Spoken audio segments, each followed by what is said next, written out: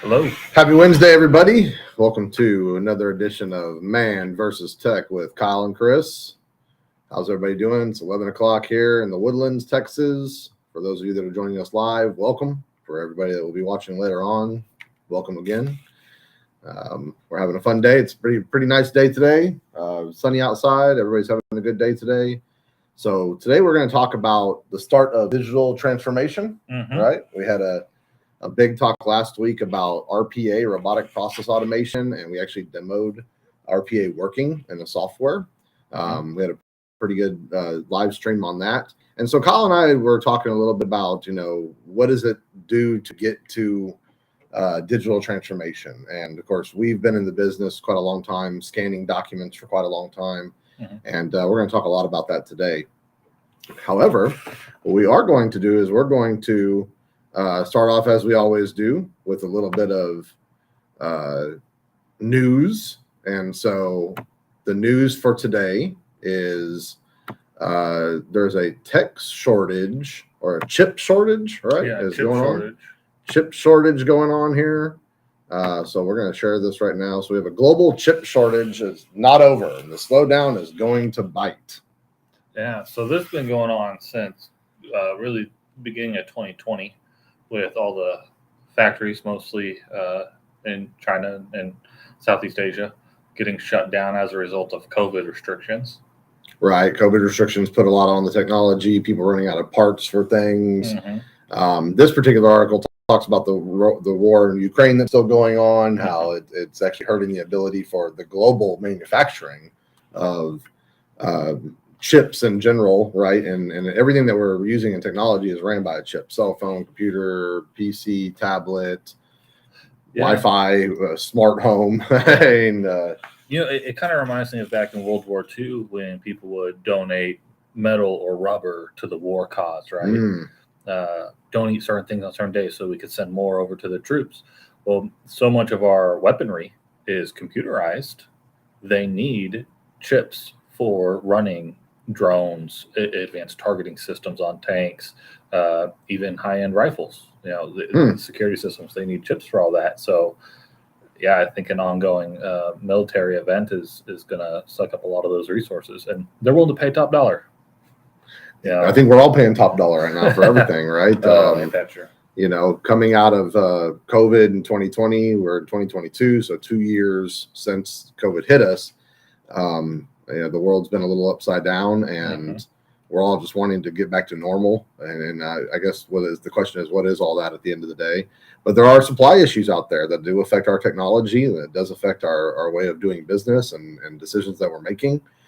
This particular article talks a little bit about how people are not buying software or new equipment right now because it's very difficult.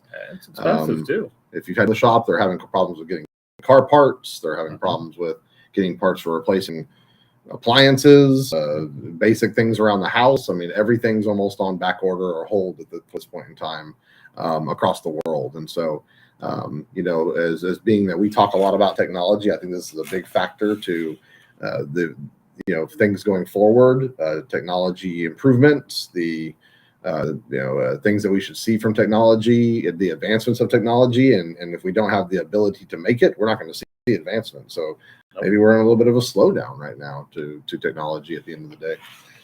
But however, technology is still on, I think, the biggest thing going. We are definitely not going back to the old rotary phone or a phone hanging on the wall. The computer fad's not over. Yeah, I think honestly we're getting farther away from desktop PCs than ever before. The computer fad is not over. That's right. I think more and more we are actually leaning into it. So they may be having shortages or slowdowns or problems out there. Honestly, every business usually does. But I will say that I think this is we're going to continue to grow the tech, continue to be a technology advanced society. Yeah. And I don't know if I could live without my phone yet, right now. It'd be tough to go too long without it. But, I do think that there's a lot of times where we see a lot of technological innovation that comes from a period of restriction. And so, I think of all that was done in the early days of NASA with such low computing power compared to what we have now. Right. You could run the original NASA launch program on today's calculators. And so I think that maybe having, not that it's a blessing in disguise, not saying that, but looking for a silver lining, maybe a chip shortage is going to force people to become more efficient. That's one thing that we saw with the advent of mobile devices and the latest generations of mobile processors kind of maxing out their capacities. Right. When you look back at like the iPhone over the last 3 or 4 iterations, the processors aren't that much better than the last version. Right. The cameras have been the big blast out, right? Or you just want a new phone because I want to be and have the newest one. Prettier screen, whatever, but the processing power isn't really improving. And so app developers have had to get more efficient with their coding. And that's one thing that computers, when you can have a 8-core processor and 32 gigs of RAM, you don't have to have real efficient programming. So I think we're going to see some more emphasis on efficient programming. I think you probably are right. There's the restrictive behavior will cause a blooming situation. So, right. And then when clear the storm and we get the sunshine, and hopefully we will actually see some technology innovation and maybe some things that have been needed to have happened, but haven't happened because they just don't have to. Yeah, it's a matter of convenience. They didn't have to. Yeah. And now they do. So now we do. All right. So digital transformation. Looking at it, talking about digital transformation, we do this a lot with our clients, with people that are out there. I did a simple Google search and, what is digital transformation? And of course, there's a description of what they like to say, I guess, would be the dictionary definition, right? So you have the digital transformation as the process of using digital technologies to create new or modify existing business processes, culture, and customer experiences to meet changing business and market requirements. Love it. The reimagining of business in the digital age is digital transformation. I think people like to use this word a lot. Oh, it's a fun word. I see a lot of advertising behind it. Synergy. The word synergy, right? Yeah. Let's hang those old pictures on our wall. Teamwork, and it's a crew of people holding the parachute flying out of the air. Yeah. I hear a lot of companies say digital transformation. You need to go to do a digital transformation. We're embracing a digital transformation. We are transforming digital. I think that's just a real big global term, though, right? And I always start to think, like, how do you start digital transformation? What is digital transformation? In this scenario, today we're talking about document imaging a little bit. I think that's part of digital transformation. Part of it, yeah. Right? But even just, taking on and using technology as digital transformation, getting away from the old manual ways of doing stuff, writing things onto paper, writing everything down to buy something. Earlier we had one of our employees, they got new tires in the car, right? And she was telling us a story of she was at pretty large reseller of goods, we all know, right? Yep. Getting some tires, nationwide chain. Everybody shops there at least once a week. And the tech who was putting on the tires, what was she telling us? That he knew the tires. He was able to get everything done, be ready to go and help out the customer. But he was sitting there dealing with tech at the time on a tablet. Yeah, fighting with the tablet. Fighting with, buffering or connecting to the system or something not working properly. And so he couldn't actually do his job and go over there and just start putting tires in her car and getting the job done without getting everything into the system. Okay. Because it's mandatory now. You've done the digital transformation. They've already accomplished it. Now the people are using the digital transformation. When I listened to her talking to us, I was kind of like, did he know what he was doing? Is he trained on the software? Those things go through my head. And of course I'm like blaming the user more than anything else. Then I started thinking maybe there was a bad Wi-Fi connection at that time. Maybe the system was down, and we move into a digital transformation scenario where we go digital and we start to rely on cloud-based systems, the internet-based systems, and what happens if the internet goes away? You lose your software. Is it a local network connection, or does it have to go to a central server for all their locations? Yeah. I think still people are aware of this problem, and a little bit, I think it causes the stalemate of actually really going fully digital is the fear of, I cannot do something because I cannot go through the process that I need to go through. digitally. And, we work in the IT world, so we use a ticketing system and all kinds of different stuff to track things that we want to help people with, or we're working with our clients. If our employees can't use that ticketing system, do they just stop? Is that what's happening in the world at the end of the day from that? So, today's talk really between Kyle and Chris is to talk about, we talk a lot about RPA and IDP, intelligent document processing and robotic process automation. And we've been around for quite a long time. And a lot of this comes from like, how do you create the data? Like we had a conversation yesterday about creating data, right? So, at some point in time, you were telling me a story. You were telling somebody what you did for a living. Yeah. Right. Yeah. I was telling what I did. And he said, well, I'm a data scientist. I use Power BI, and Power BI is great. We use Power BI here too, as Microsoft partners. But, he's all doing data analysis. Right. And I was like, okay, well, where do you get the information? He's like, oh, I get it from this database, that database. Well, how's that database created? Oh, well, they do data mining. They buy it from these people. I'm like, okay, but where did they get the data? Like, for data to be mined, it has to exist. Right. So someone's got to bring it out of, either paper documents or knowledge out of people's heads into that digital format.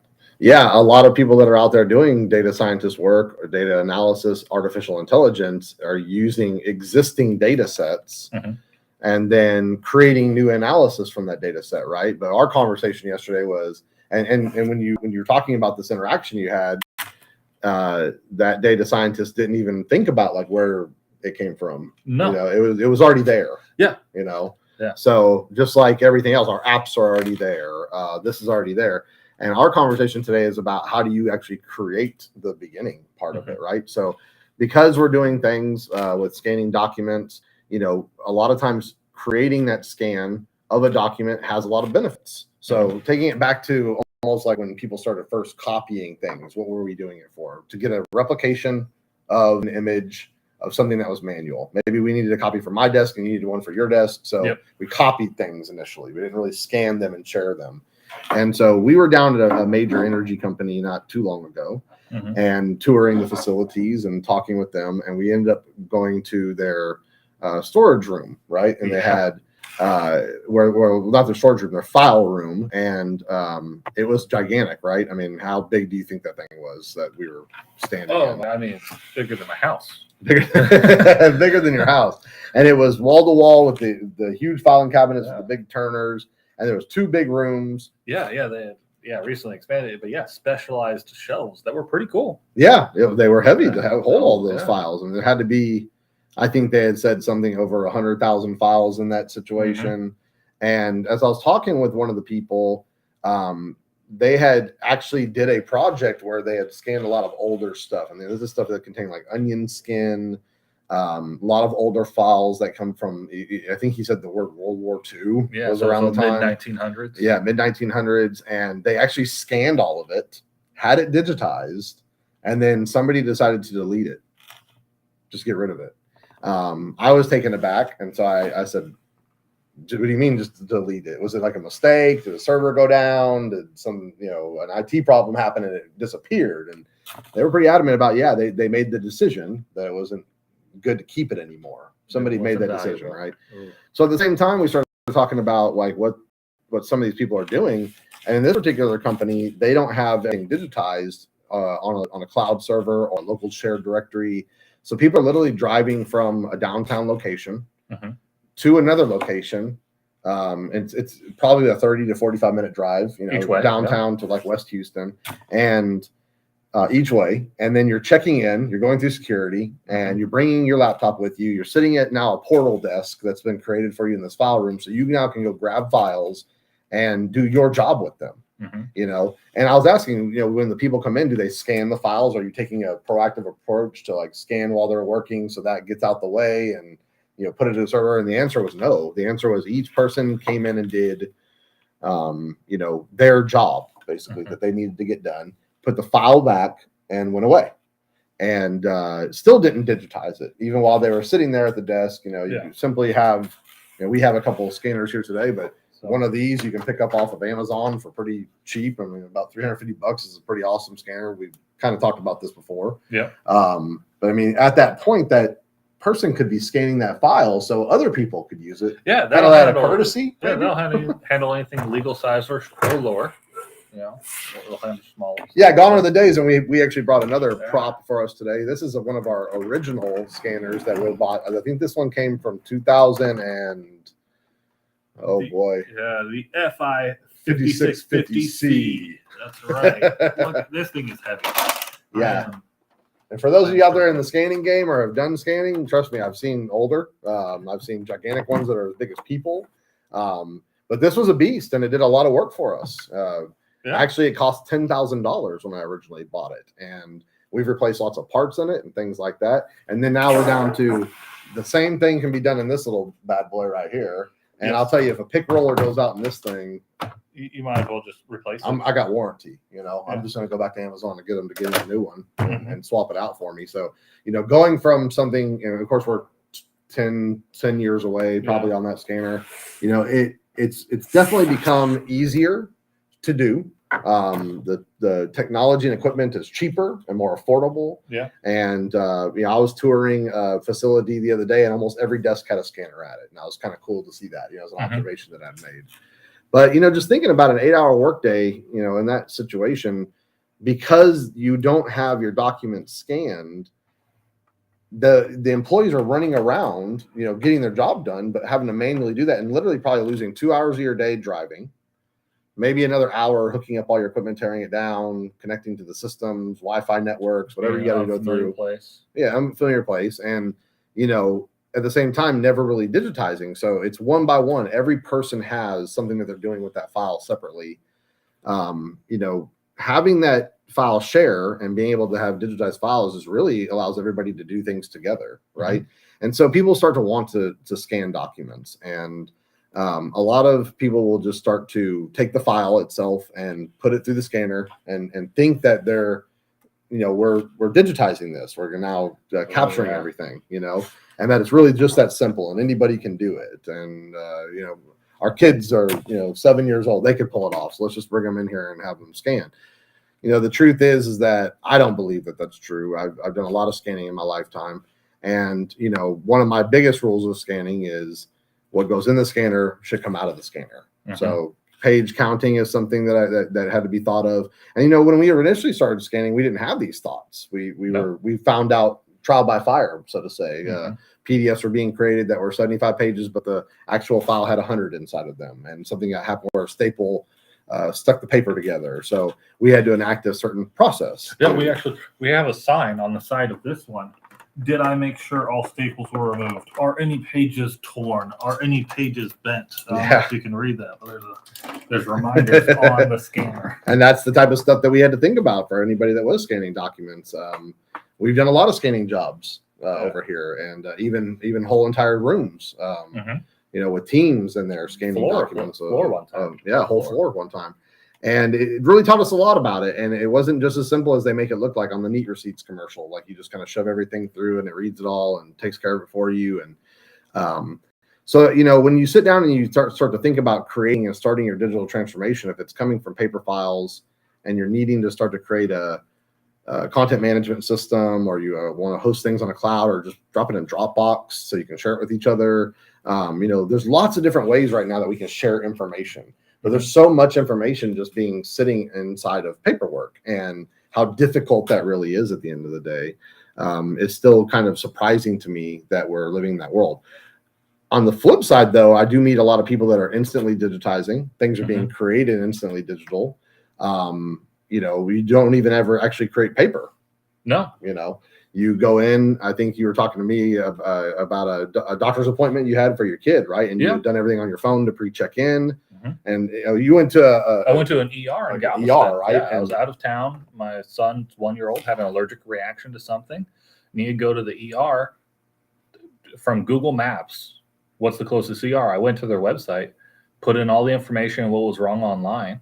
When we got there, I went up to the desk where there was an iPad, and it had my name already there. I clicked my name, asked me to verify the information, and signed a disclosure.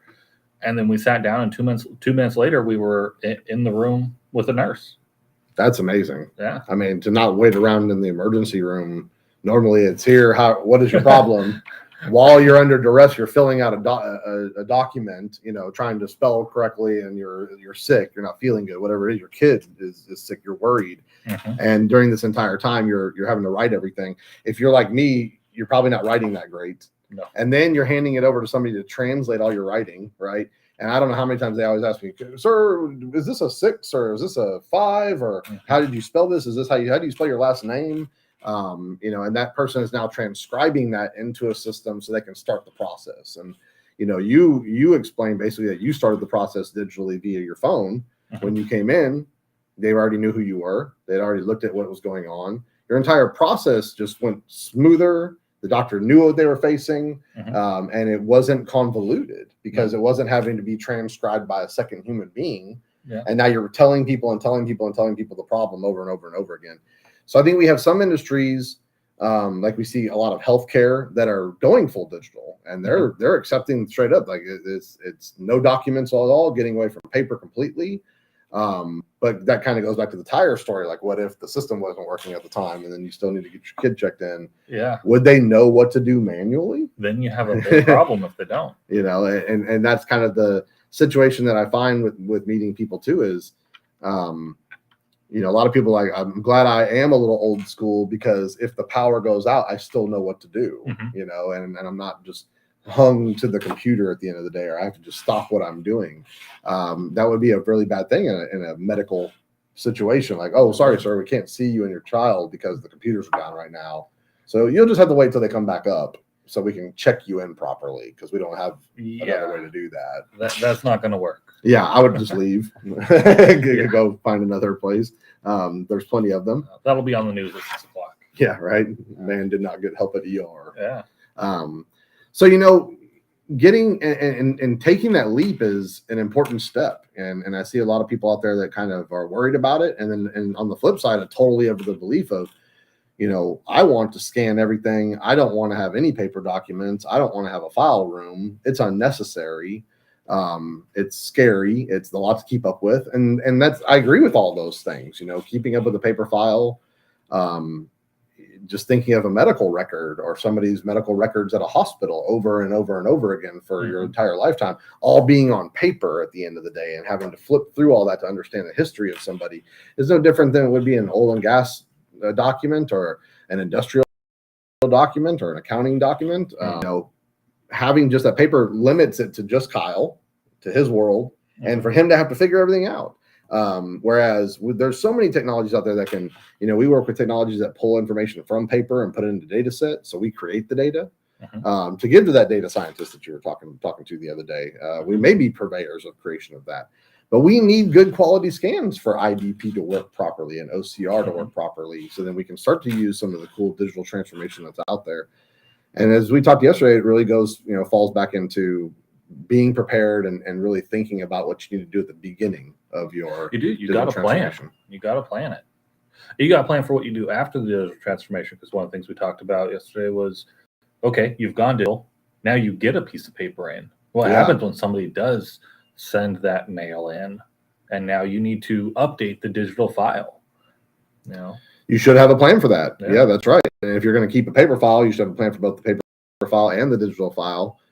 My rule has always been that the digital file should be first to get updated, and then the paper file is last, and that type of position guarantee that the digital file contains what the paper file would contain. It's a lot easier to walk over to the paper file and just put the paper in there you got in the mail. You have to walk over to the scanner, you have to scan it, you have to put it in the proper place, insert the page in the appropriate area. No different than having to do it manually, but it's multiple steps that you have to do. And if you're keeping paper files, you have to go redo the same thing manually that you would do normally in an Adobe PDF situation or whatever you're keeping. Yeah, you may be using a content management system like SharePoint or Alfresco, or there's lots of other ones. And you may have to make notes about what you're updating and why. Yeah. And that may seem like a waste of time for some people, or it may seem like extra frustration. Oh, why do I have to do this? I'm the only one working on this project. Okay, but you may not be working at that job forever. Your team may expand and somebody else may come on. You also may not realize, if you're part of a big corporation, what other people do with that data that they don't even talk to you about. And by having those notes, those tags, that information available at their fingertips, they can now go make use of that data without even having to interact with you and get their job done faster too. Absolutely. That's what it's all about, really, is the digital transformation is here for all of us to share information with each other, do our jobs better, faster, more accurate, and get away from 1985. It's just that simple. And we've been doing it for a very, very long time. So for those of you out there who are thinking about getting into digital transformation or already in it, take your time, think about what you're doing. We could sit here and talk way more than 30 minutes about all the different things we've been through, and tell stories and go through a bunch of information. My favorite one recently was a client of ours that had 30 years of work, in an area this is an energy. And over the 30 years of these wells and property and everything that they had like 10 different people working the project. And so when we came into it, at the end of it, the owner of the company literally said, you're probably going to see 10 versions of how this looks, 10 different types of data entry, 10 different ways of keeping it. I've seen it, and none of those people are even around right now to even let us ask questions to, like, why did you do this? Or how come this is here? Or where can I find something? We can't talk to them. We have to look through all 10 different versions of things and try to interpret that. And so it's very enlightening to get into those positions where, it's so simple sometimes for upper management to say, hey, you take care of this, and somebody does what they think is right. And then at some point they move on from their job or retire or whatever the world does. And the next person comes in and there's no guide for what they're supposed to do. So they do what they think is right. And at the end of the day, I think as a business owner, having 10 different ways of doing things is very scary at the end of the day. Well, and also think of how much time is wasted with people redoing something because it wasn't documented, because it's not accessible, because there's not a system in place where they can go and look and say, was this work already done? They feel the need to redo it, or it may have already been done, but they don't trust it. Because it wasn't documented. There's no way to verify it until they go redo the whole thing from scratch. Yeah, I've seen people literally rescan the whole entire file, even though there's a scanned document in there, just to have confidence that what was in the file is in the newest delivery that they can email to somebody. Yeah. So we got a couple more minutes till and now it's locked in that email. Let's talk about that for a second, right? So how many people out there scan something, digitize a file just to send it to somebody else, right? Yeah. And they don't actually save it in a library somewhere for someone else to use. So you have gone through the process of scanning it. You've done the creation of it, and now all you've done is email it to another party, and it's out there in the email world. And the business itself can't even use what you've digitized at this point in time for future reference. You can't even use it for future reference because you didn't really save it in the place. Maybe you even deleted the scan because it served your purpose, right? You needed to scan it to send it to somebody.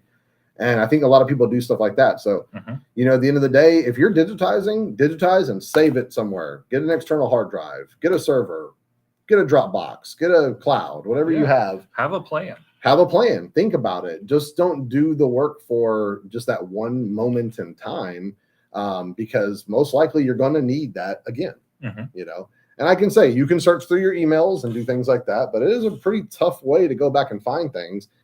And if you're not, as most copy machines will scan, they randomly just name the file something with some random characters. So searching exactly through maybe a name of the file would be good for you to find. Searching through your email, I've done it.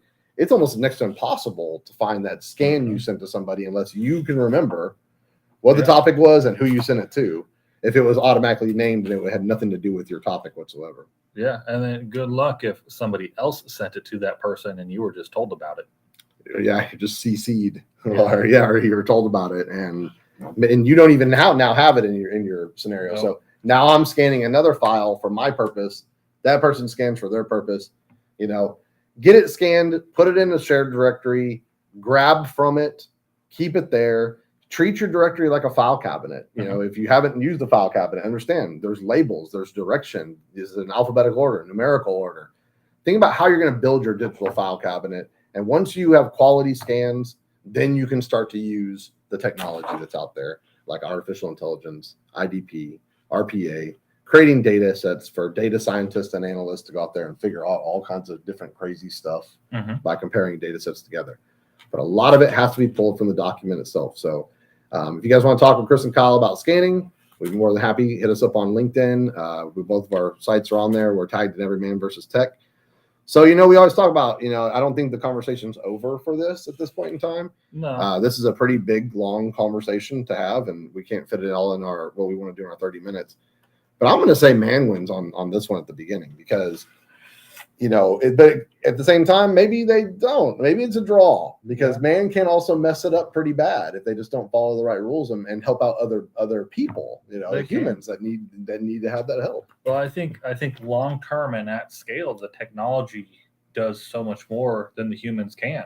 One thing we talked about recently with someone is they wanted to hire somebody. They were looking for new people. And the best applicant in their pool, they're located in Texas. The best applicant was in Ohio. And they want that person to be able to work remotely. They'd be fine with that, but the files that person needs access to, the databases they need access to, aren't available remotely. Yeah, so they couldn't hire the best candidate for the job. Yeah. And they were fine with the remote work. It was just that they didn't have everything scanned to be able to give them, so they couldn't give them the work. So they passed on the best person for the job. And now literally restricted your hiring situation to a geographic location. Yeah, it does.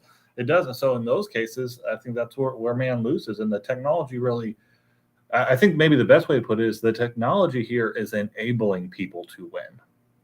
If you do it right, the technology doesn't win. The technology enables you to win.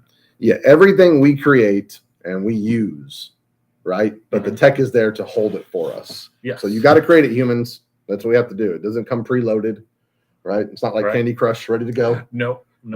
And even that's just a repetitive game over and over and over again. So, when you're in business, you got to create it. The humans have to create it. Do a good job. Think through it. And don't limit yourself. Use that technology to expand your horizons. That's what tech's all about. That's all we adapt to tech.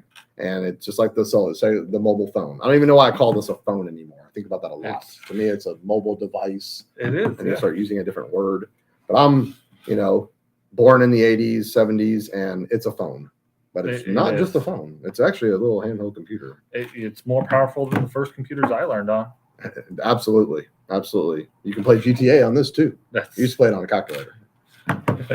So, all right, everybody. Thanks for joining us. Man versus Tech on Wednesdays, 11 a.m. Central. Chris and Kyle, we will catch you guys again. And everybody have an awesome week. Have a great week and enjoy working. If you want to talk about scanning, you want to chat with us, hit us up on LinkedIn, hit us up on our YouTube channel. We'd be more than happy to continue this conversation with any of you guys out there. Happy Wednesday, everybody. Happy Wednesday.